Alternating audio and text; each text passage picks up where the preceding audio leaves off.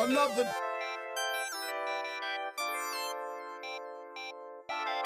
another day in the ghetto, living in the projects. All right, welcome everyone, and of course, thanks for being here. And of course, today we're going into a very controversial topic.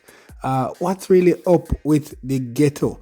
And we all know that in today's society, the term ghetto carries a heavy weight.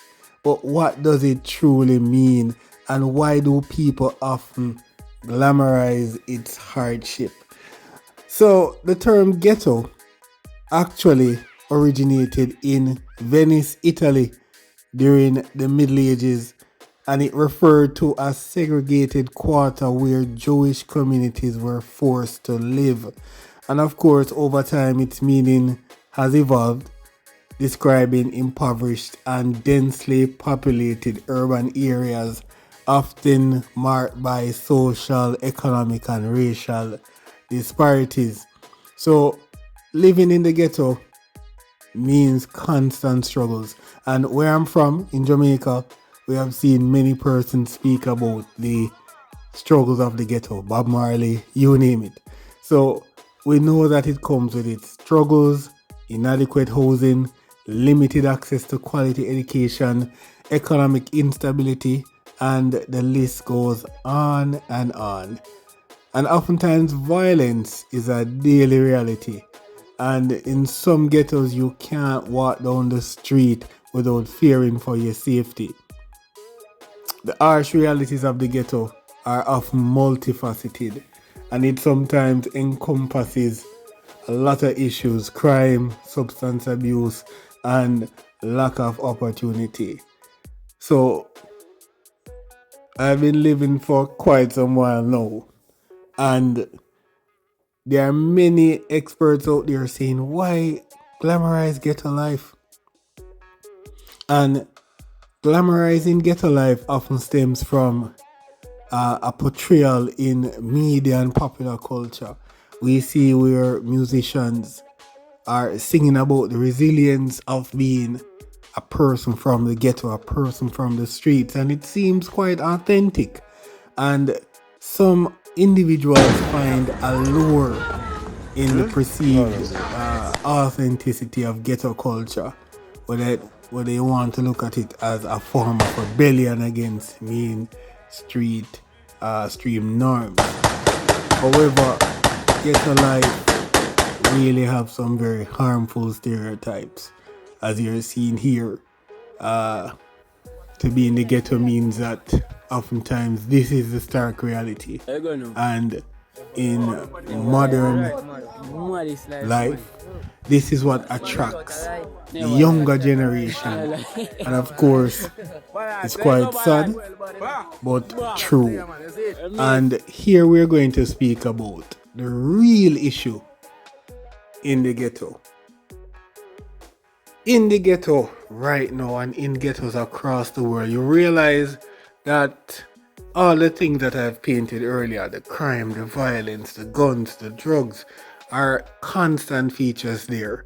But what many people don't realize is that there are a lot of promise in the ghetto. And quite sadly, once these promises are fulfilled, they oftentimes leave the ghetto.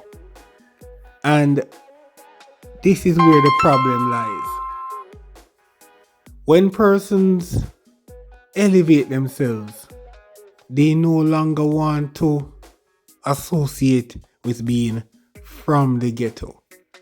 And so you will find that what is left are persons who do drugs, who steal, who do guns, and of course, the younger generation has these as their role models in the ghetto.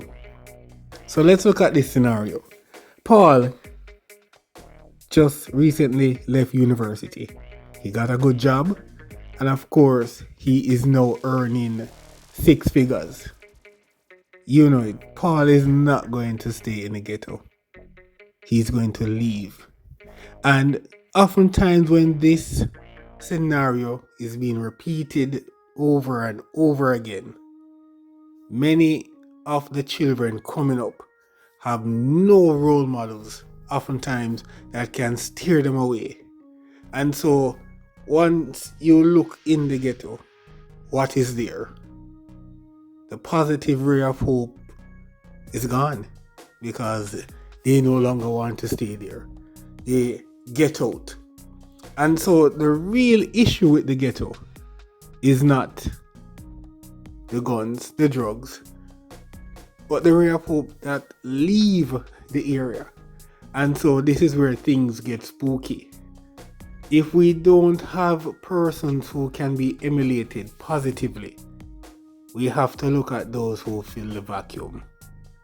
And so living in the ghetto will become harder and harder for those who are there, because kids who grow up seeing their role models will continue to emulate, especially if there is no reinforcement with positive values. And it's quite evident, especially in today's world, that good is not in, being bad is in. And so the ghetto life is more alluring than any time in our history. Especially seeing that being ghetto is now seen as good. The tougher you are, the better you are. So we're going to leave it here. We're not going to leave it drag out, but leave your comments, and I want to hear what you think about my views on the real issues of ghetto living. So please catch me on the next one, and thank you for listening. And if you like, you like. If you want to subscribe, be a part of the family. So until then, remember, it's who caught the game. Let's be a game changer.